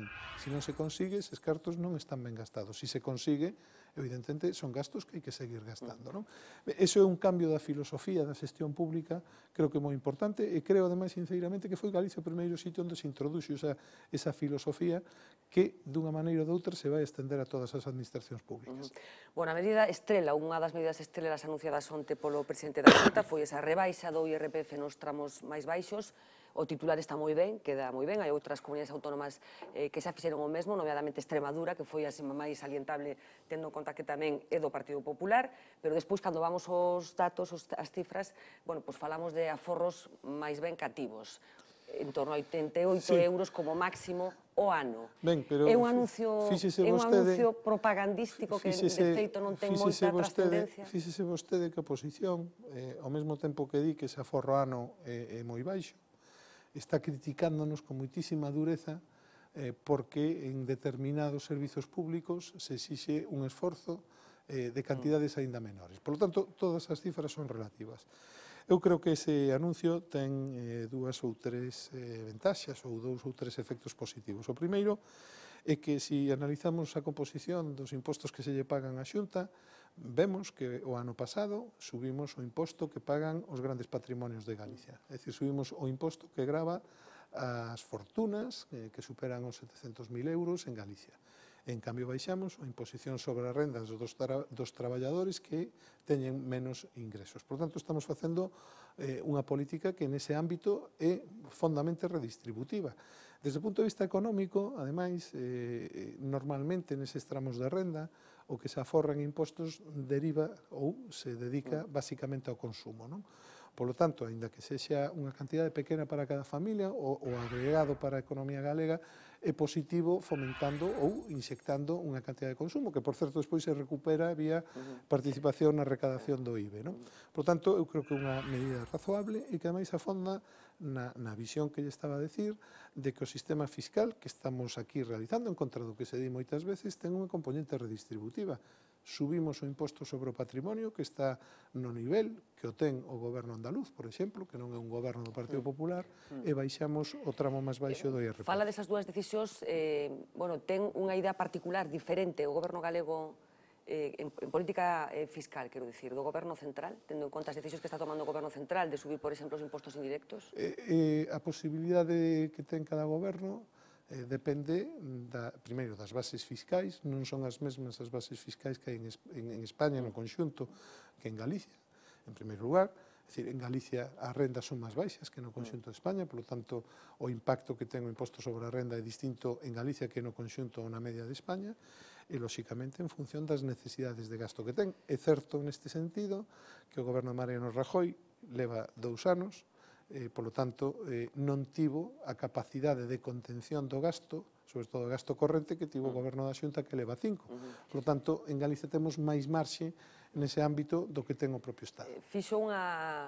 Dedicou unha parte do seu discurso de onte a falar do fascismo, desas apelacións constantes que a oposición fai do grupo de goberno. Fixo varias mencións, quero lembrar esa de Xaquín Marín, estupenda, que dice: canto máis fascistas son, máis fascistas vexo o meu arredor. Están cansos desas apelacións constantes ao fascismo? Sí, vamos a ver, eu entendo que nos lo digan como é unha evidencia, porque isto é evidente que non o somos, non nos fai un especial dano. O que sí fai dano, en xeral, as institucións, é unha linguaxe baseada na descualificación do adversario, no insulto e, digamos, no que é o ataque e a desvirtuación das ideas que un defende. Claro, eles din que os insultos son mutuos, que tamén parten da bancada popular. Eu creo que non se escoitou nunca da bancada popular. Algún fea? Non da bancada popular, sino en público. É dicir, aquí as cousas hai que poñelas no seu punto. Eu non comparto ningún insulto, pero evidentemente é distinto que se dúas persoas están falando en privado, unha lle di unha cousa maldita a outra, é unha cuestión, outra cousa sair á tribuna e decir as cousas que se din. Son cousas distintas. Ora, dito isto, o que si é certo é que unha bola de neve de crecemento de insultos, etc., como tamén mencionaba onte, é o que caracterizou o clima previo ao desastre que foi a Guerra Civil. Foi un clima de falta de búsqueda de acordos na época da República. Por lo tanto, un vencemento cara as dúas bandas, cando a sociedade era moito máis moderada que os extremos naquel momento, un vencemento cara as opcións máis radicais e que son as que desembocan nunha confrontación social que nós particularmente non desexamos. Ao mellor os que utilizan ese linguaxe sí que o queren, pero nós entendemos que non é o que necesita o país. Irse aos extremos, o que necesita é moderación, acordos, digamos, políticas moderadas. Medio centenar de propostas de resolución, creo que ven de presentar o Partido Popular. Unha delas, reprobar calquera manifestación realizada por cargos públicos nas que se xustifiquen os crimes e asasinatos producidos durante o franquismo. Reproba isto o alcalde de Beade? O alcalde de Beade está facendo cousas que non son propias do que di o Partido Popular, nin da ideoloxía do Partido Popular.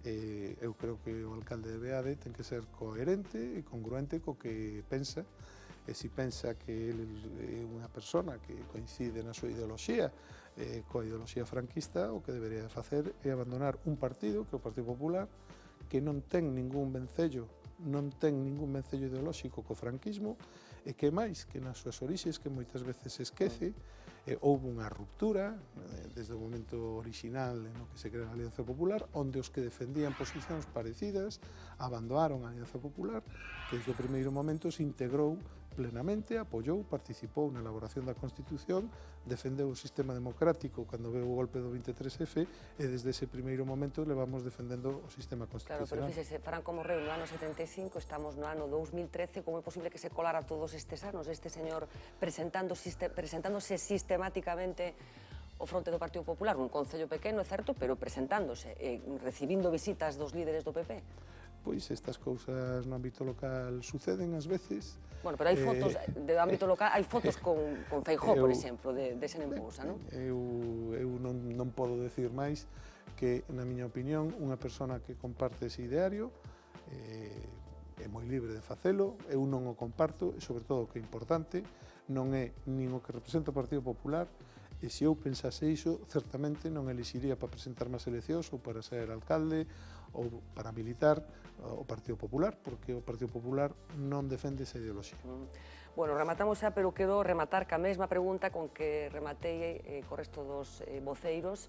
Estamos, como decíamos, falando do debate do Estado de Autonomía deste país que é Galicia, así que, Pedro Puy, que é Galicia?